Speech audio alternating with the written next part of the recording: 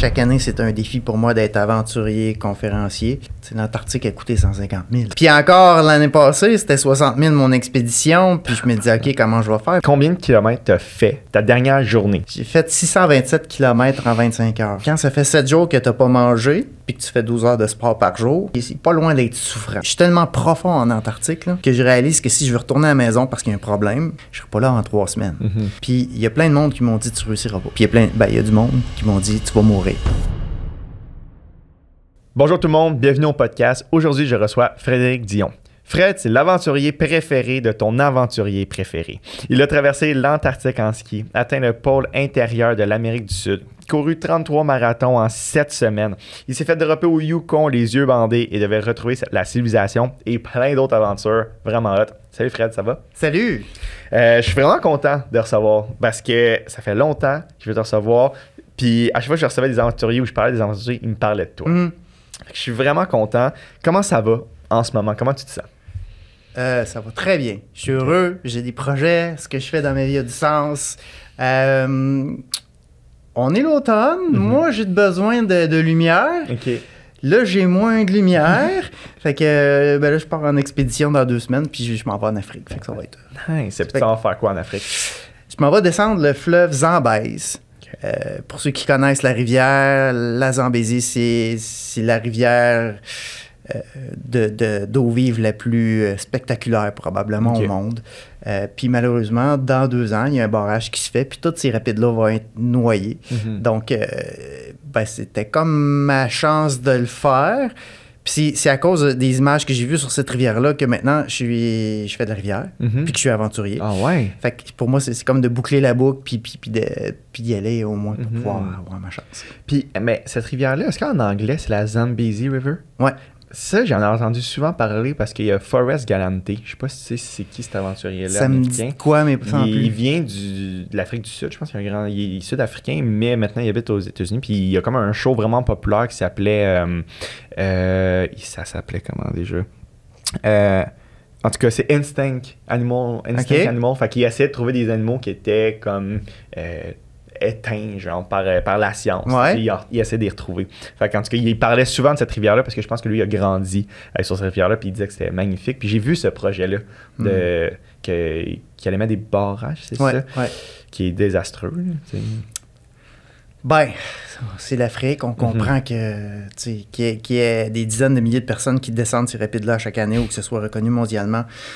Est-ce qu'on peut leur reprocher de vouloir faire de l'énergie, de se développer, Non, c'est ça. Je sais pas. Moi, une des lois de la nature, c'est s'adapter ou disparaître. Aller voir ça pendant que c'est le temps, c'est s'adapter. Est-ce que c'est une bonne chose ou est-ce qu'on devrait nous reproduire ça au Québec? Je pense qu'on est capable de faire des bons choix. Mais voilà. Bon, je m'en vais aux Zambézie puis je suis content. Très hot. Très, très le fun. Ça va combien de temps? Ça va être 2 semaines et demie. OK. Très hot. Puis est-ce que ça a un rapport à ton projet de rejoindre les pôles intérieurs ou c'est pas la même chose? C'est un repérage. OK.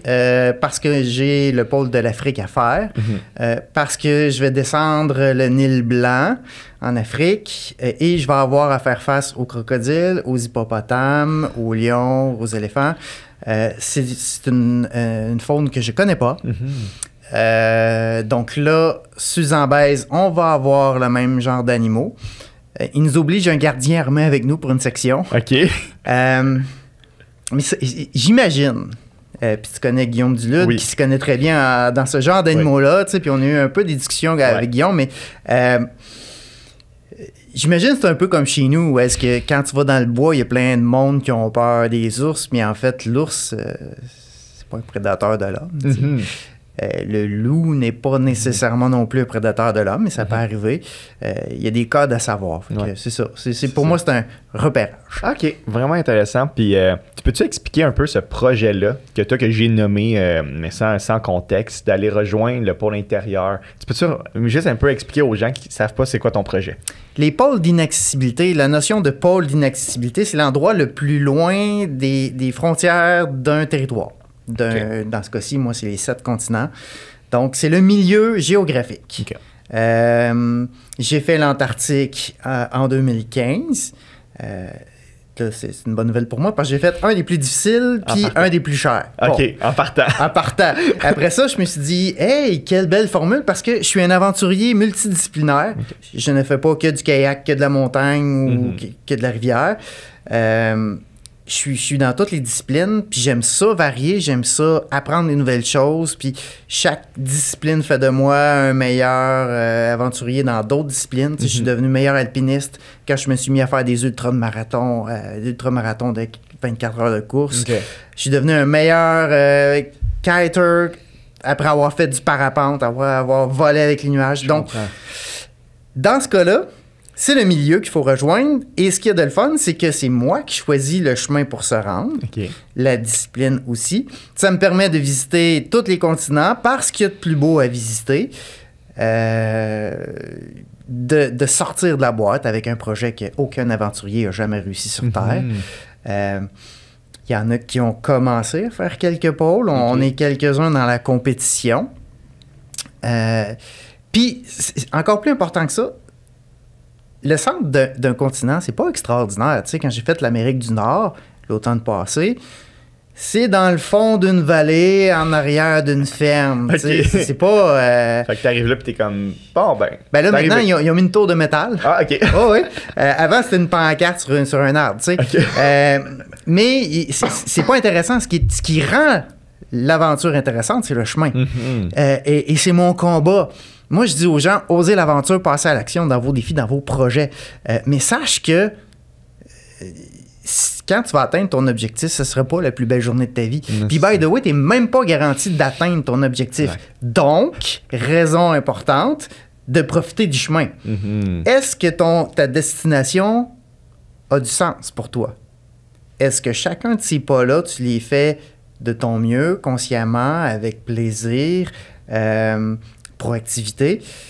Si la réponse c'est oui, ben l'atteinte de l'objectif, c'est juste le dernier pas. Mais la réalisation, elle est dans tout le chemin. Et c'est là que ça devient intéressant, c'est là que ça devient fun. Moi, je vais atteindre le centre de chaque continent. Bon, ça va bien, je n'ai 3 de fait. Ouais. Probablement un 4e l'année prochaine. Okay. C'est un par 2 ans. Ce qui me laisse de la place pour d'autres aventures. Là. Ah, c'est le fun, ça. Mais je suis pas garanti de réussir. Tu sais, le pôle d'inaccessibilité de l'Asie, c'est au nord de la Chine, avec la frontière avec la Russie. Bon, pour y aller, t'as pas le choix. C'est soit la Russie ou soit la Chine. Et oui. Ben, tu sais, on verra. Ouais. On verra. C'est pas grave si je réussis pas. Mais le chemin, pour l'instant, il est hyper intéressant. C'est un tour du monde pour moi en tant qu'aventurier, dans toutes les disciplines, dans les plus beaux paysages. Puis en plus, c'est un tour du monde pour moi en tant que père, puis mari. C'est-à-dire qu'en famille, ma femme, mes filles vont soit venir me ravitailler dans chacune de mes expéditions ou faire le repérage. Ah, c'est hot. Fait que là, on se magasine, prochain pôle, c'est l'Europe. On se magasine un voyage en Europe. Puis je leur dis, ben OK, où vous voulez aller en Europe? Fait qu'on va se faire des petites présentations. Les filles, elles veulent aller en Italie, peut-être l'Espagne, on verra. Ah, c'est vraiment hot. Puis c'est où le milieu de l'Europe? C'est dans quel pays? Bon, c'est compliqué l'Europe parce qu'il y a beaucoup de monde. Ouais. Chaque pays déclare dans ce coin-là être le milieu en quelque part. Ça dépend de où tu pars. Là, est-ce que tu inclus la Méditerranée? Tu l'inclus pas? Les baies, les bons. Mais grosso modo, en Slovaquie, il y en a 3. OK. À peu près à 100 km de distance. Fait que je vais faire ces 3-là. OK. Puis pour le trajet, ben là, j'ai 2 trajets qui peuvent être intéressants. OK. Puis est-ce que tu fais ça dans le but de bâtir un nouveau record du monde, genre Guinness, ou c'est pas vraiment ça, c'est juste pour dire que tu l'as fait? Ça donne un sens à ma carrière d'aventurier. Ça donne un sens à mon message. Je suis aventurier, conférencier. Quel message j'ai goût de véhiculer aux gens? Moi, j'ai goût de dire aux gens, osez l'aventure, passez à l'action. Puis après ça, j'ai goût de leur donner des techniques pour arriver à ça, parce qu'il y a clairement des techniques qui peuvent faire qu'on peut être plus heureux et avoir plus de succès dans la vie. Bon, moi, ça m'intéresse. Ça nourrit mon besoin de paysage. Ça nourrit, tu sais, fait que c'est un projet qui vient s'imbriquer, mais je suis pas très du style se rendre dans quelque part puis laisser une plaque de bronze avec mon nom dessus ou un drapeau. Ou, tu sais, je veux dire, tu es de la terre, tu retourneras à la terre. c'est pas mal ça. Je profite du chemin. Puis après ça, ce sera d'autres choses. Je veux dire, mais ça pour moi, pour mes conférences, pour mon message, ça vient de sceller quelque chose qui me plaît. Wow. Je comprends. Ben, c'est vraiment inspirant, je trouve. Puis c'est ça, dans le fond, le podcast que j'ai tourne beaucoup autour de l'entrepreneuriat. J'aime ça parler de carrière, puis avoir des entrepreneurs. Mais tu sais, toi, je sais que tu te considères comme aventurier conférencier, mais par défaut, tu es un entrepreneur. Ouais. Fait que je trouve ça intéressant de savoir, au début, comment tu pensais gagner ta vie avec ça. Tu t'es dit, OK, est-ce que tout de suite, tu t'es dit, c'est sûr qu'après ma première aventure, je suis booké partout pour faire des conférences. Puis, tu sais, comment tu voyais ça, ton côté carrière? Moi, tout a commencé avec un geste de confiance. Je me suis dit, une fois dans ma vie, je vais essayer de réaliser un grand rêve. Puis, il y a plein de monde qui m'ont dit, tu réussiras pas. Puis, il y a du monde qui m'ont dit, tu vas mourir. OK. Ah, c'est le fun. Tu te questionnes, tu sais. Puis j'ai eu la chance d'avoir des parents qui ont pas dit non, qui m'ont encouragé dans ce que je faisais, tu sais. Puis d'avoir un entourage assez sain de personnes qui disaient « OK, cool, vas-y, puis si je peux t'aider, puis bon. » Je me suis lancé. J'ai réussi, j'ai atteint mon objectif, j'ai eu une expédition extraordinaire, j'ai eu des aventures extraordinaires. Tu sais, un loup qui m'a pris, un bébé loup qui m'a pris pour son père. Ça, dans le fond, t'as fait comme 3500 km de kayak, c'est ça, dans le nord du Québec. Qui est vraiment 3500 km, ça n'a pas de bon sens. Là. Comment c'est loin? Là? Ben, c'est 1 kilomètre à la fois. À la fois, exact. Puis quand t'aimes ce que tu fais, bon, ça se passe bien. Puis t'apprends à te connaître en cours de route. Bon, quand je suis revenu de ça, j'y voulais donner des conférences. Moi, j'aime raconter mes aventures, tu sais. Je comprends. Puis, bon, il y a les grands explorateurs ici au Québec qui ont entendu parler de moi, qui sont venus me voir, qui m'ont dit « Nous, on te veut. » Fait que là, je fais une tournée avec eux. Okay. Puis, il y a des grands explorateurs. Ça, c'est des réseaux de conférences en Europe. Il y a d'autres noms. Ça s'appelle Exploration du monde, Connaissance du monde. Bon, ils m'ont fait venir en Belgique. J'ai donné 35 conférences en Belgique. Puis c'était le Québec présenté par un Québécois. Puis après ça, j'ai eu un appel de la Suisse. Fait que là, 50 conférences en Suisse. Puis après ça, j'ai eu un appel de la France. J'ai donné 180 conférences en France. Mais tout dans le même voyage? Une tournée. Une année. Ouais, il y a une année, j'ai donné 200 conférences. Si bon. Ça, c'est... Puis tu sais, aventure, là. Ouais. C'est pas... pour Connaissance du monde, t'es un producteur. C'est-à-dire que c'est toi qui payes, pour ceux qui connaissent pas la production. Ouais. Le producteur, c'est celui qui prend le risque. Ouais. C'est lui qui fait la publicité, c'est lui qui s'assure du contenu, c'est lui qui s'assure de bon. En France, t'es producteur et c'est une agence qui te book, qui va te booker un calendrier de, mettons, 180 conférences. Puis là, ben, tel jour t'es là, tel jour t'es là, tel jour t'es là. Puis tu sais, c'est tout booké un après l'autre. Puis à chaque ville où tu vas, ben, tu rencontres ton organisateur local, puis il va te dire, ben là, on a une entrevue à la radio. Puis des fois, c'est une grosse salle avec plein de monde, puis des fois, c'est une petite salle avec 15 personnes. Quand je me suis lancé dans ce projet-là, moi, j'ai écrit mon livre, j'ai exporté mon matériel de projection, de sonorisation, ma roulotte, mon camion. J'ai tout mis ça dans un container, j'ai shippé ça en Europe. OK. Quand je suis arrivé là-bas, c'était pas facile. Ma première conférence, je savais que s'il n'y avait pas 100 personnes dans la salle, je perdais de l'argent. OK. Parce que ça pouvait m'en coûter, en fait. OK, je comprends. Quand tu payes les frais de salle, les frais de publicité, tu sais, bon. Première salle, 12 personnes. Ça incluait le propriétaire du cinéma et ses 3 enfants. OK. Puis là, j'étais à Paris. Ah oui, moi, j'ai exporté ma roulotte en me disant, je vais faire du camping. Ouais. J'ai pas checké trop mon calendrier, mais je faisais Paris et sa banlieue. Fait que je suis pas mal tout le temps en ville. Puis, il y a un camping au Bois de Boulogne. Dans le temps de Paris, il y a un camping, mais ça coûtait 75-100$ par nuit. Fait que je me suis rapidement rendu compte que si mes salles sont pas pleines, que je vends pas de livres, puis que mes cartes de crédit sont à côté parce que j'ai tout hypothéqué pour pouvoir aller donner ma tournée en Europe, que je pouvais pas me payer le camping du Bois de Boulogne. Fait que j'ai erré autour du Bois de Boulogne avec mon véhicule pour finalement trouver une rue désaffectée en arrière d'un petit boisé. Puis c'est là que j'ai parqué ma roulotte en me croisant un doigt. OK. Là, j'étais un itinérant. Rendu là, t'es pas mal... Puis pendant 1 mois, j'ai tourné autour de Paris en couchant dans ma roulotte, en espérant qu'elle soit pas saccagée le lendemain. Puis quand je la quittais... Puis finalement, ça a décollé après ça, parce que là, je suis tombé dans d'autres villes, d'autres tournées. Puis bon, finalement, après 4 mois de tournée, après 4 mois de tournée, je savais pas si j'allais faire faillite ou pas. Après 4 mois de tournée, j'ai eu mon premier chèque.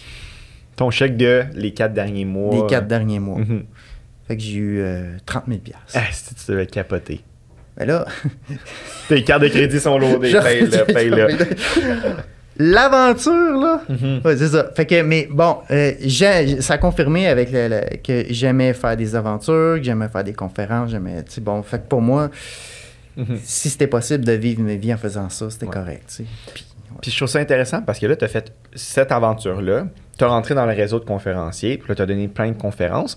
Tu racontais toujours la même aventure, dans le fond. Mais je trouve ça vraiment intéressant parce que j'ai reçu Mylène Paquette. Puis Mylène Paquette, elle a fait la traversée de l'Atlantique Nord. Puis c'était son expédition que, même encore aujourd'hui, il n'y a pas longtemps, j'étais allé avec elle voir sa conférence. Puis à part de cette aventure-là, toi, tu as considéré de continuer à en faire sans arrêt.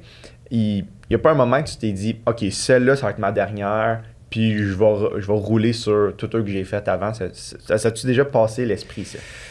C'est sûr que financièrement, ce serait bien. À chaque année, c'est un défi pour moi d'être aventurier, conférencier. L'Antarctique a coûté 150 000. Puis ça fait coûter beaucoup plus que ça. Ah ouais? Ouais, parce qu'à un moment donné, j'ai accroché mon bouton « Venez me chercher ». Puis ça coûtait 250 000 si ma blonde disait « OK, allez le chercher ». Oh mon Dieu. Elle dit « On va attendre ». Mais oui, c'est ça. Je ne veux pas perdre notre maison, on va attendre un petit peu. Oui, non, mais de toute façon. Puis encore l'année passée, c'était 60 000 mon expédition. Puis je me disais « OK, comment je vais faire ?» Mais j'ai pris la décision dans ma vie que jamais l'argent va m'empêcher de faire ce que je veux faire. OK. L'argent, ça se trouve. Est-ce que ton projet a du sens? Moi, je suis à la recherche de sens dans la vie. Si ce que tu fais a du sens, si tu as un pourquoi, le comment va venir. Puis ça fait 21 ans que je vis de ça. Que je réalise des aventures, que je trippe, que, tu sais... tantôt, je pars, je donne une conférence, je vais inspirer des jeunes secondaire 3 à Granby pour leur dire de ne jamais laisser personne décider pour eux ce qu'ils sont capables de faire dans la vie. Puis, tu sais, quand je le dis, là, silence dans la salle. Ne laisse jamais personne décider pour toi ce que tu es capable de faire. Mais une fois que tu as décidé, la seule personne qui va t'y emmener, c'est toi-même. Fait que fais tes devoirs. Bon, ils font comme... Regarde, si tu trouves une autre solution... Là, exact. Une autre façon de le faire. moi c'est ça. C'est faire ses devoirs. Je comprends. Mais c'est pas... Faire ses devoirs, ça peut être plate, mais ça peut être le fun aussi, tu sais. Exact. Puis c'est pas nécessairement des devoirs, tu sais. Si ta job est le fun, tes devoirs vont être le fun aussi. Je pense que toi, tes devoirs, mettons, de préparer une aventure, je pense que t'aimes ça aussi, là, tu sais. Ben oui. Puis la vie est une question de perspective. Comment t'ajustes ton truc? Comment tu te perçois? Comment... Est-ce que ça a du sens? Tu sais, faire de la survie, là c'est ce que j'ai commencé là, pas mal à temps plein cette année. C'est une aventure de survie qui est au menu.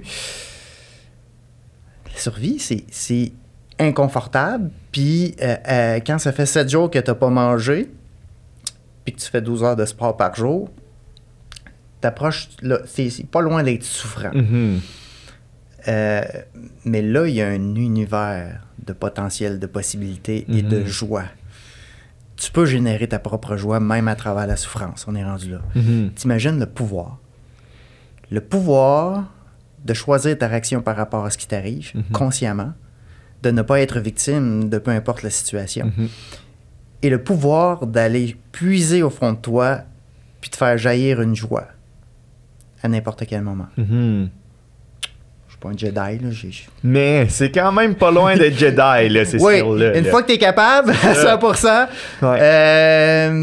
Mais c'est là. Là, on est dans cet univers-là, puis ça me plaît. Puis est-ce que tu crois, parce que, tu sais, toutes ces valeurs-là, puis c'est ces façons de penser, cette conscience-là que toi, tu as trouvé en travers plein d'aventures dans le plein air, est-ce qu'après coup, tu te dis pourquoi c'est pas obligatoire à l'école? Pourquoi il n'y a pas de quoi à l'école? Est-ce que tu penses qu'il devrait avoir quelque chose à l'école relié à ça? Puis toi, mettons, ça serait quoi ta façon de faire avec ça? Ça, là, tu sais...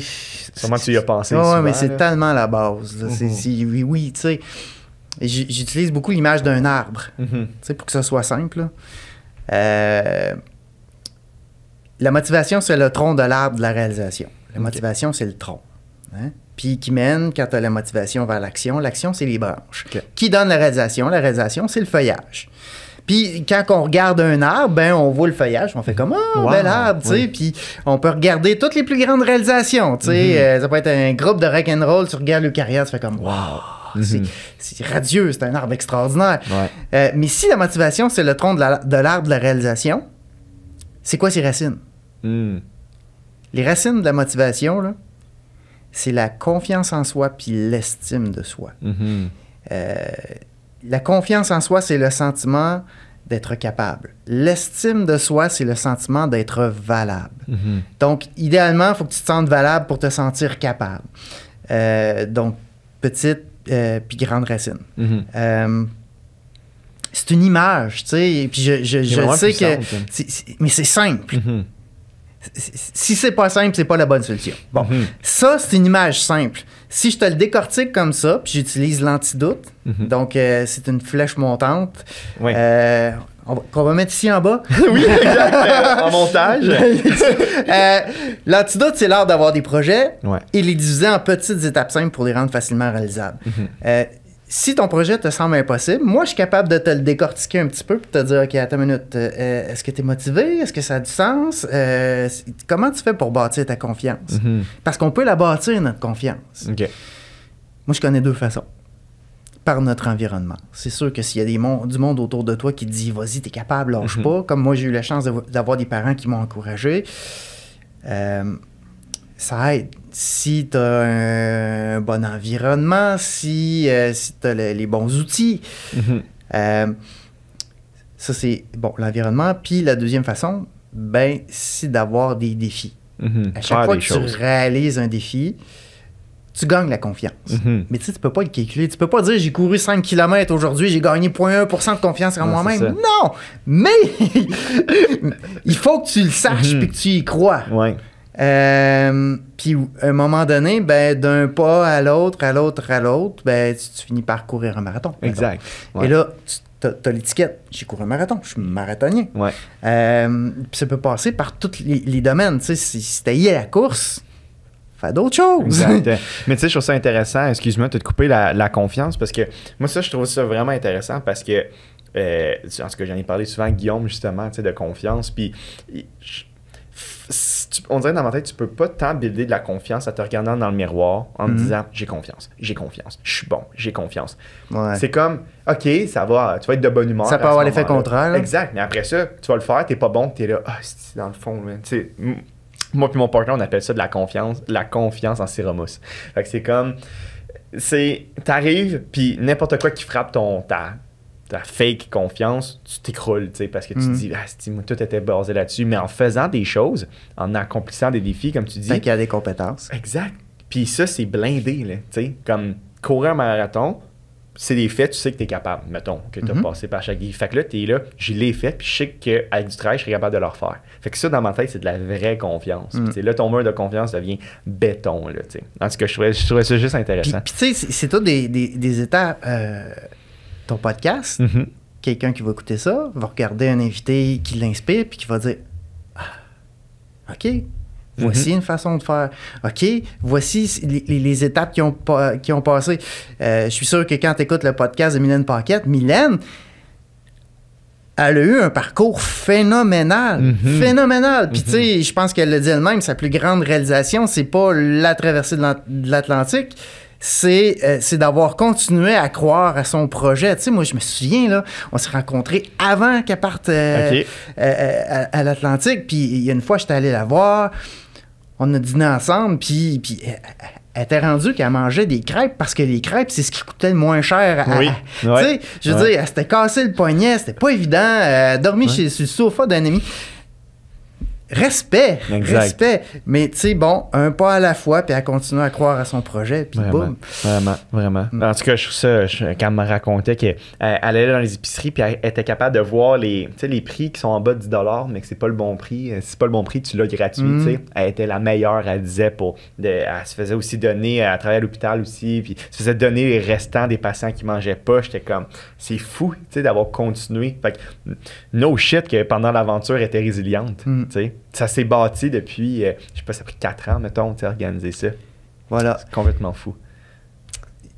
Je m'intéresse à la survie. C'est la capacité à l'être humain d'avoir du succès et du bonheur dans la vie. La survie, moi, je le fais dans le bois, c'est une métaphore. Tu sais. Mais quand on parle de peur, quand on parle de doute, c'est toute la même affaire. Fait que les compétences que tu peux acquérir en faisant de la survie dans le bois, ça peut servir à tout dans la vie.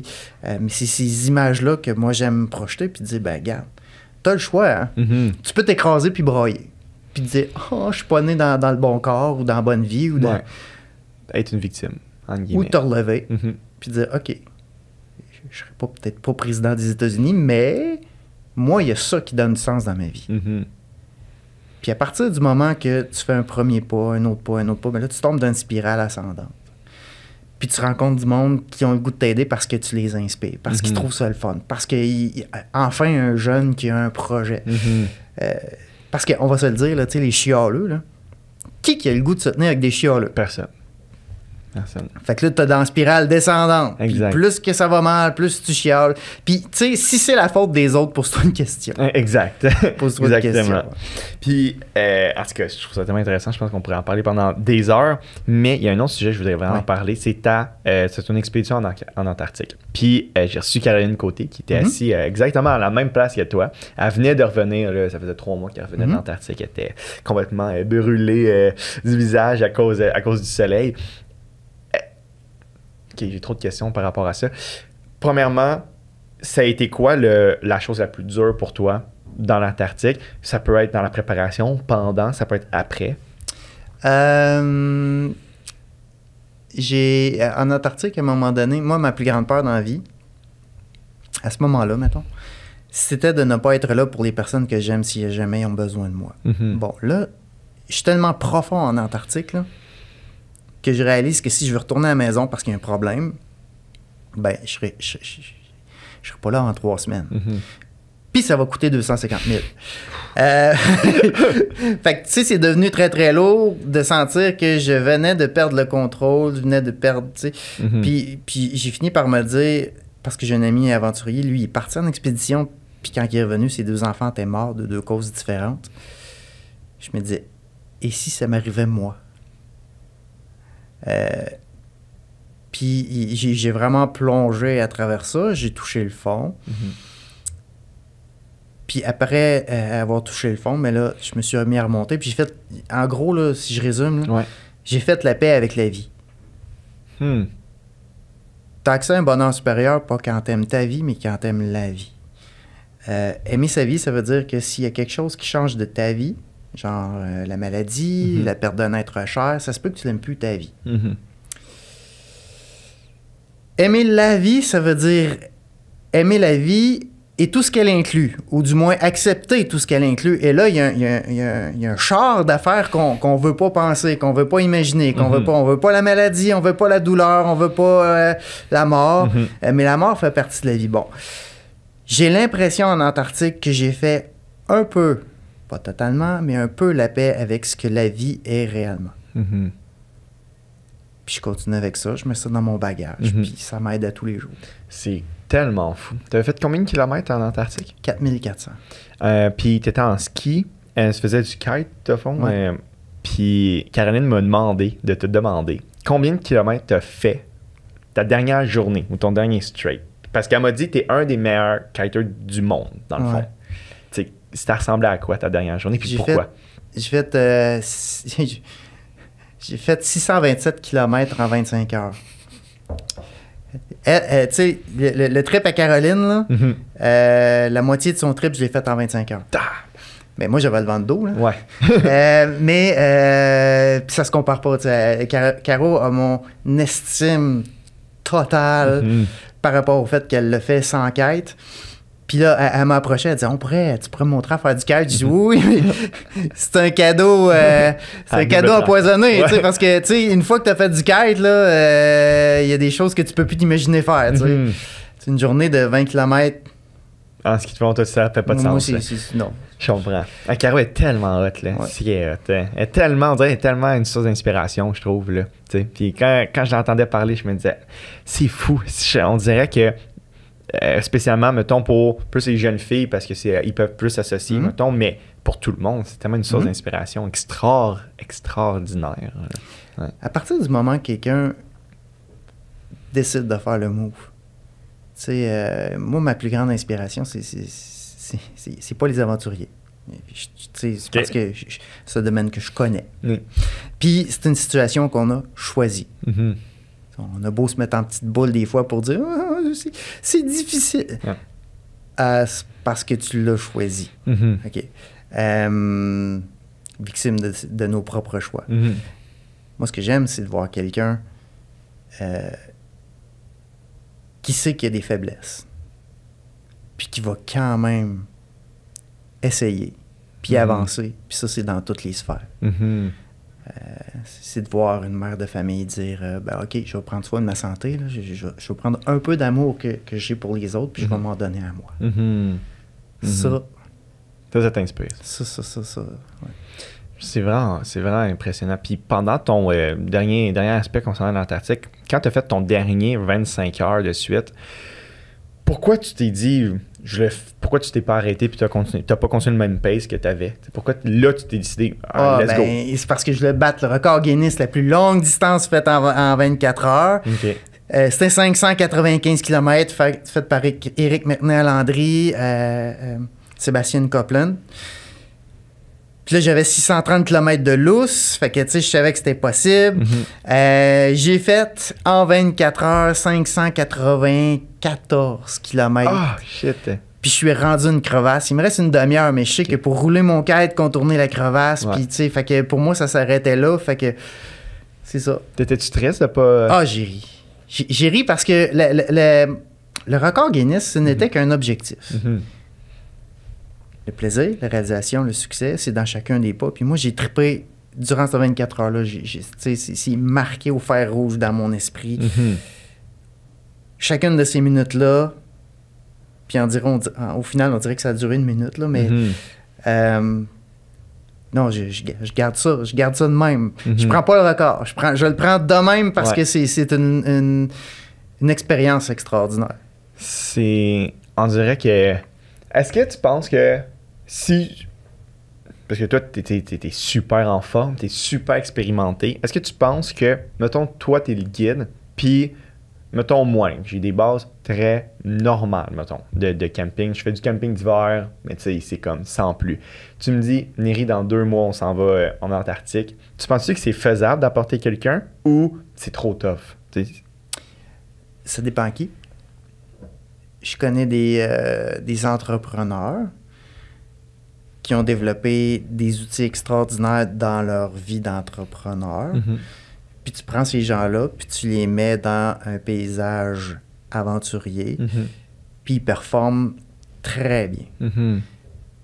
Parce que c'est des êtres humains accomplis dans un autre domaine. Ils ont juste comme appliqué leur façon de faire. Et leur confiance, ils l'ont bâti. Fait que oui, ça m'est arrivé d'emmener, pas en Antarctique, mais d'emmener des gens faire des exploits extraordinaires avec très peu d'entraînement. C'est juste de leur guider. Puis tu sais, pas de niaisage. Là. Si je te dis, fais ça de même pour telle raison, la personne, elle le fait, OK. C'est parfait.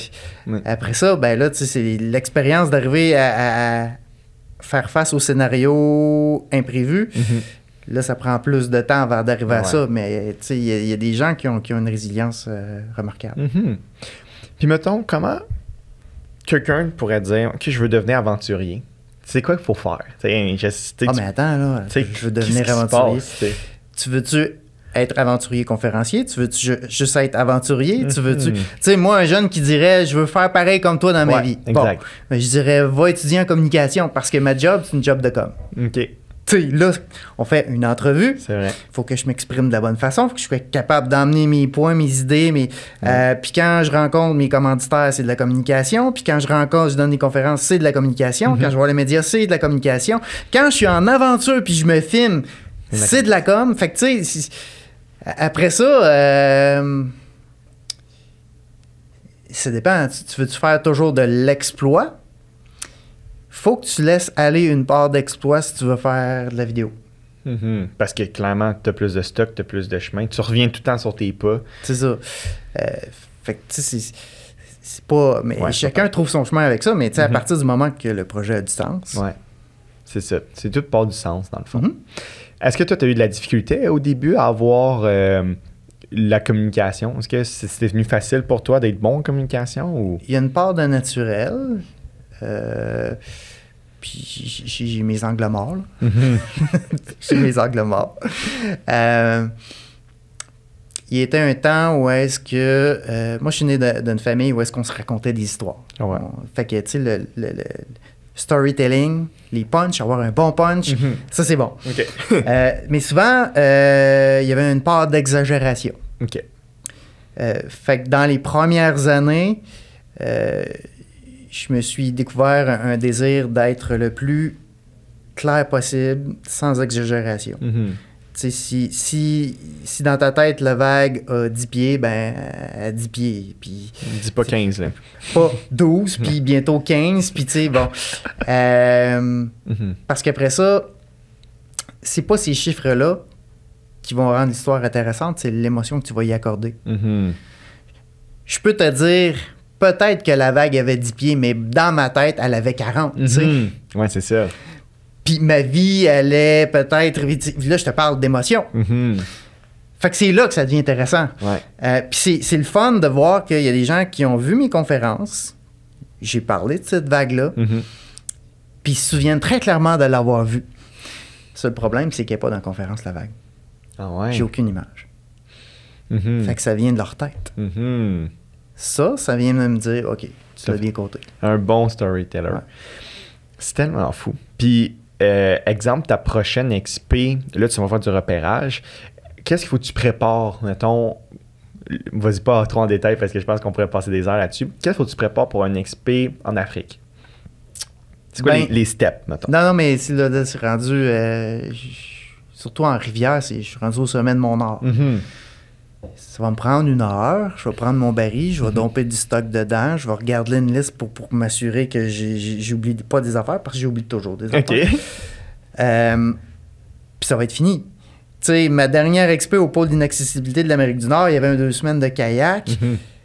Ça a été 1 heure chez nous préparer mon stock. Là, j'ai fait 1 mois et demi d'expo, puis après ça, je sautais dans le kayak une journée. Bon, ben, on arrêtait à l'épicerie. J'ai fait 1 demi-heure d'épicerie. Puis ça s'est résumé pas mal à ça. Là. 2 heures de préparatif, le kayak était plein, puis j'étais parti, puis j'étais confiant 100% d'être parfait dans tous mes équipements. Je sais le nombre de millilitres de gaz qu'il faut que j'aille. Puis bon, fait que là, c'est là que ça devient fun. Puis qu'est-ce que tu apportes comme nourriture? Tu arrives à l'épicerie, qu'est-ce que tu prends?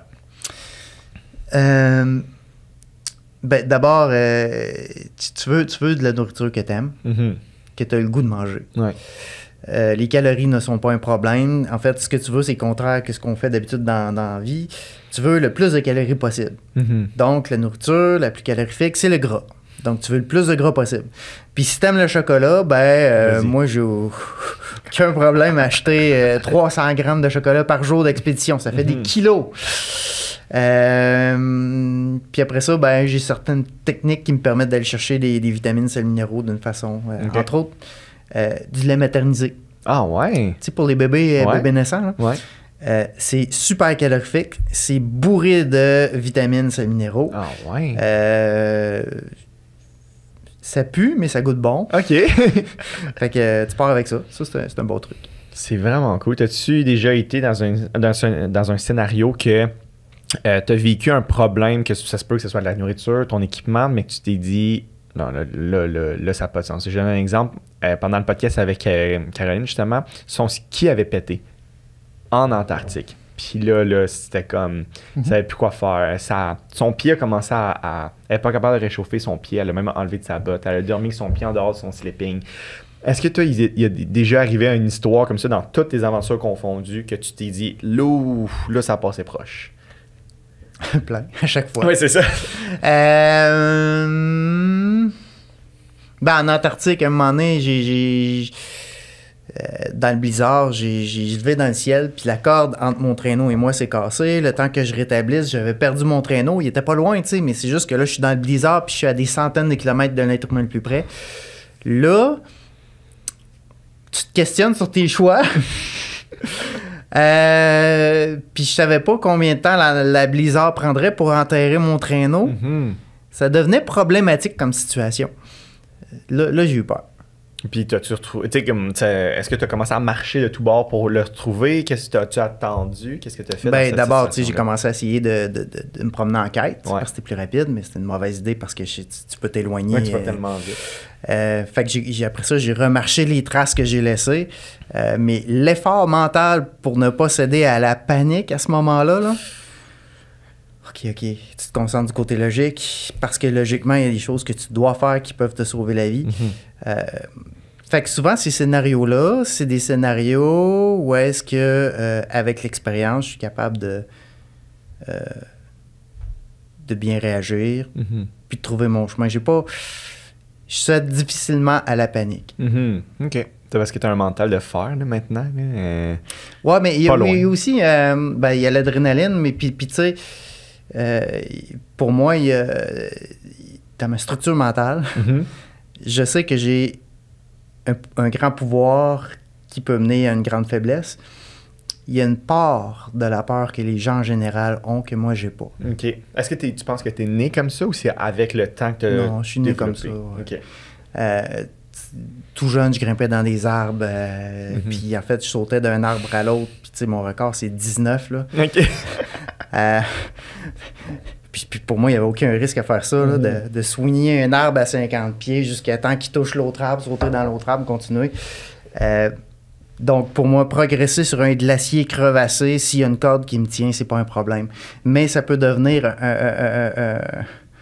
un super pouvoir qui peut te tuer, tu sais. Donc, j'ai appris à gérer ça. Pour l'instant, ça va. OK. Pour l'instant, ça va. Ouais, ça va toujours aller. On espère. Est-ce que... tu sais, quand tu vois des aventuriers américains qui achievent des gros des records, c'est pas, je dis américain, c'est de n'importe quelle place dans le monde, est-ce que des fois tu as comme le côté compétitif de dire moi je vais essayer de la battre ce record-là, ou ça te passe même pas à l'esprit? Ça dépend de l'occasion. OK. Ça dépend de l'occasion. Avec Bruno-Pierre Couture, on a fait l'ascension du Mont Logan par l'arête ouest. OK. C'était la deuxième ascension de l'histoire, du moins qu'on a trouvé. Okay. On a enchaîné avec l'ascension de la face nord du Mont Saint-Élias, qui pour moi est une réalisation extraordinaire. Je pensais qu'on serait célèbre en revenant de là. Ouais. C'est quand même la deuxième plus haute montagne au Canada et aux États-Unis. La face nord, je pense que c'est la cinquième plus haute en Amérique du Nord. Okay. C'était big, là. Moi, je me disais, wow! Rien, même pas ici, rien. Personne. Puis, tu sais, j'étais au Festival du film de Banff, j'ai parlé à un expert de montagne qui a fait comme, OK, vous avez enchaîné l'arête ouest du Mont Logan, puis la face nord du Mont Saint-Élias. Moi, j'ai fait ma vie à répertorier les affaires de même, puis si vous avez fait ça, bravo. That's it. mais tu sais, peu importe. Je le fais pas pour les autres, je le fais pour moi. Puis là, je me suis dépassé, puis j'ai vécu une aventure exceptionnelle. C'est vraiment... on dirait que ça paraît que tout devient du sens. On dirait que c'est profond, c'est ancré profond en toi, ça. Est-ce que... Là, on n'en a pas parlé, je voulais en parler au début, mais là, je viens d'en parler. Je viens d'y penser. Tu as été dans l'armée, puis tu étais un des soldats les plus jeunes du Canada, si je me trompe pas, à ce moment-là. C'est comme... Pourquoi tu voulais aller dans l'armée? C'est quoi ton... Parce que j'ai écouté Rambo. OK. Je voulais rentrer dans l'armée, comme Rambo. Puis là, j'ai appelé l'armée, qui m'ont dit, ben nous, il est trop tard, notre période de sélection a déjà passé, mais il y a la marine, tu sais, eux autres, ils finissent plus tard dans l'année. Fait que j'ai appelé la marine, j'ai passé les tests, puis ils m'ont engagé, puis ça donne que je suis né 4 jours avant la date limite. OK. Fait que oui, je suis rentré au camp de recrue des Forces armées canadiennes, j'avais 16 ans. Puis tu voulais plus aller à l'école à ce moment-là? Non, je voulais continuer, j'étais inscrit au cégep. Okay. C'est juste que la vie dans l'armée était tellement plus intense que tout ce que j'avais vécu que pour moi, ça devenait intéressant de vivre intensément avec l'armée. Puis j'ai failli transférer dans la régulière. Ils ont juste trop pris de temps à traiter ma demande. Puis entre-temps, je suis devenu caïque de sécurité. Puis j'ai connu l'intensité dans des sports. Puis... Fait que j'ai comme bifurqué vers l'aventure plus. Je comprends. Parce que est-ce que sinon, si mettons, ils auraient fait ça plus vite, là, leur paperasse, t'aurais-tu resté dans l'armée toute ta vie, tu penses? Je serais un adjudant, maître de je sais pas quoi. Puis t'as-tu gardé de quoi de ton séjour dans l'armée que encore aujourd'hui tu gardes avec toi? Tu as un genre de discipline? Ma femme.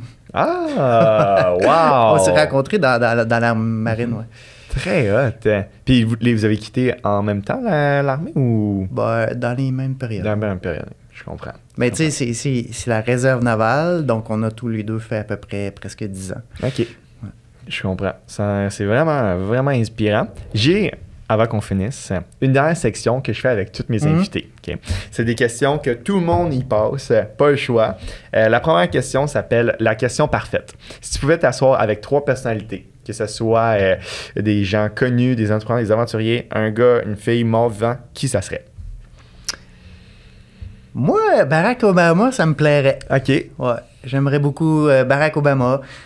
Serge Bouchard. OK. Moi, cet homme-là, j'aurais voulu jaser de 1000 affaires. OK. Je me berce avec sa voix. Là. OK.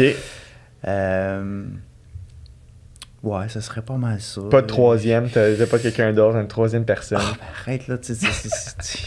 T'as pas le choix, c'est 3 personnes. OK, 3. C'est 3. OK. Ben, Nelson Mandela, j'ai visité sa cellule en Afrique du Sud. Ah ouais?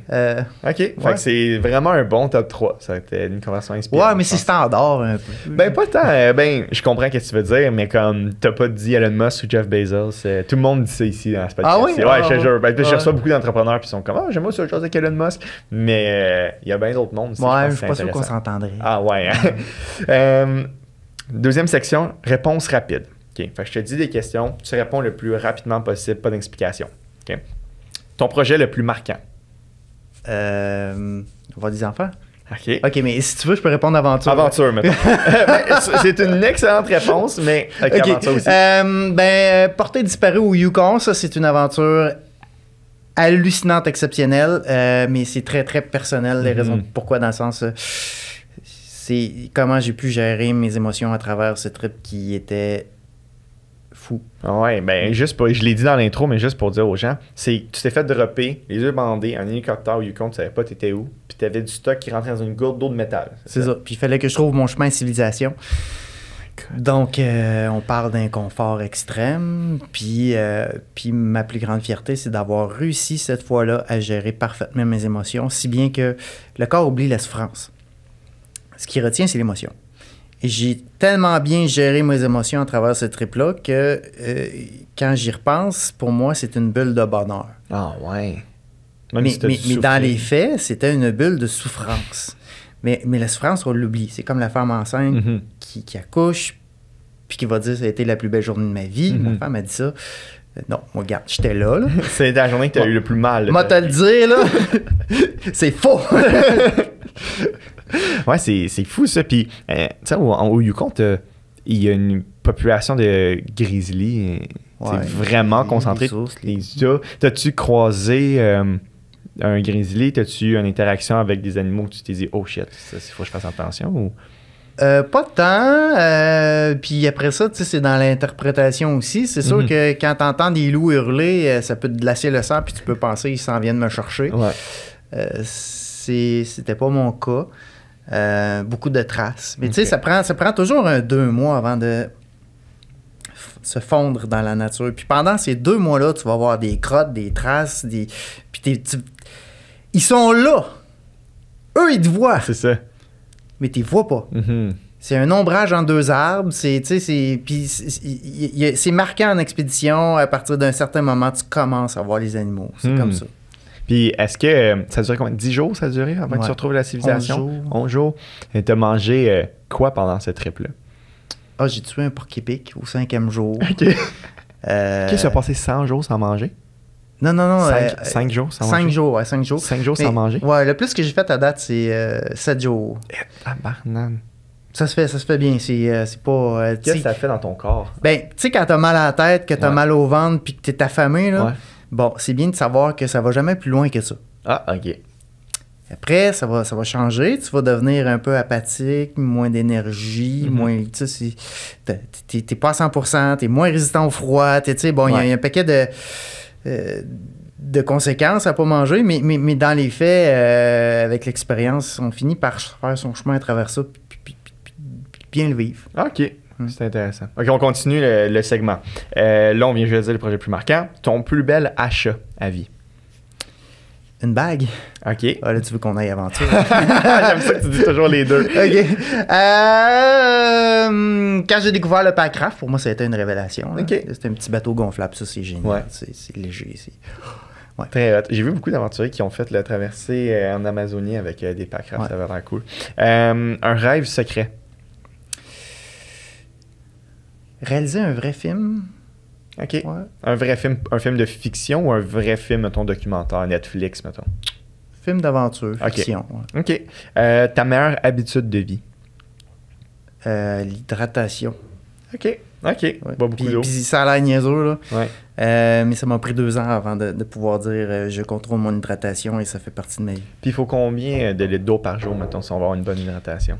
Ben, ça dépend. En expédition, si tu pars avec 6 litres dans le désert, considérant qu'il y a peut-être demi-litre qui va servir à te laver ou c'est limite. C'est ça. C'est la limite, c'est 6 litres par jour. OK. Ouais. Mais puis après ça, en Antarctique, je faisais fondre de la neige pour 3-4 litres par jour. Puis on est à peu près dans ces eaux-là. Puis en Antarctique, tu es-tu ou non? Oui. Oui? Fait que tu perdais quand même beaucoup d'eau. Oui, puis c'est très sec, fait que par la respiration aussi. OK. Ouais. Cool. Dernière section avant qu'on finisse. Ça s'appelle Under ou Overrated. OK. Fait que tu me dis si ce sujet-là est surévalué dans la vie. Fait que pour les gens, mettons, les gens ils trippent trop là-dessus. Ou, tu comprends un peu le principe. Fait que chez un sujet, tu me dis over ou under. OK. Les bouteilles d'eau Nalgene. Over. Nourriture lyophilisée. Over. Adidas, la marque. Très over. Très over. Le pâté chinois. Under, OK. Les Crocs, tu sais, les souliers Crocs. C'est under. OK. Le café instantané.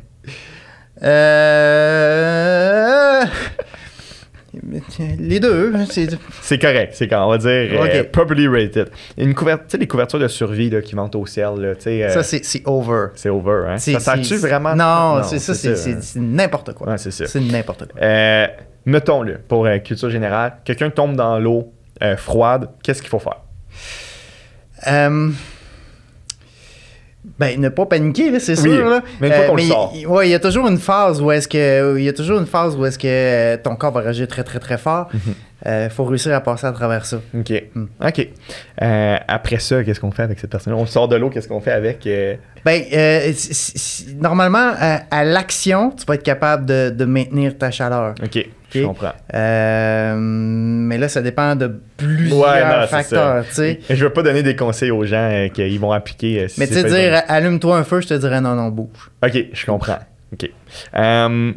Les réseaux sociaux, under ou over?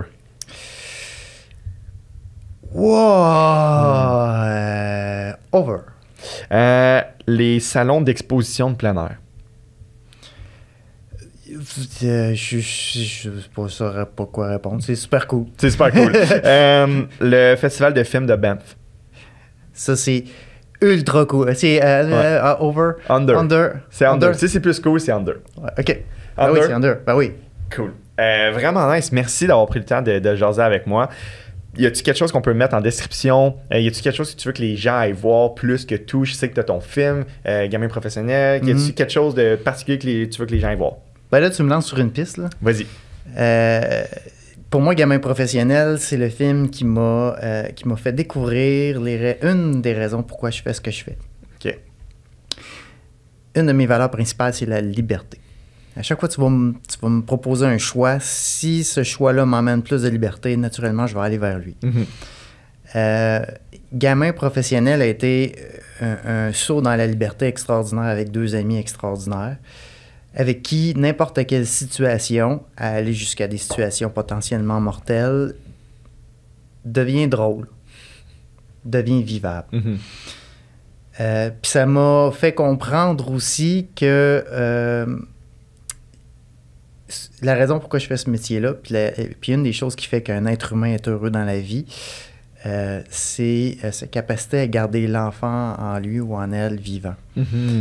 J'ai un ami, il est professeur. Il a gardé le gamin en lui vivant, il est resté à l'école. Ça a du sens pour lui, tu sais. J'ai une amie, elle est journaliste. Ben, quand elle était jeune, elle faisait quoi? Posait des questions, là, à garder cette partie-là en elle vivant. Fait qu'en fait, si je peux inciter les gens à oser l'aventure et à garder l'enfant en eux vivant, à se questionner, à savoir qu'est-ce que cet enfant-là veut vraiment, je pense qu'on peut atteindre un plus haut niveau de bonheur. Vraiment, c'est vraiment beau. C'est toute une façon de finir un podcast. Ben, merci beaucoup, Fred. Fait qu'allez voir Gamin professionnel ou le site web de Fred. Il y a plein de choses vraiment intéressantes. Merci, Fred. Et bon succès dans toutes tes prochaines aventures. Ben, ça fait plaisir. Merci de nous permettre de rencontrer des gens extraordinaires puis de me permettre de toucher des gens aussi.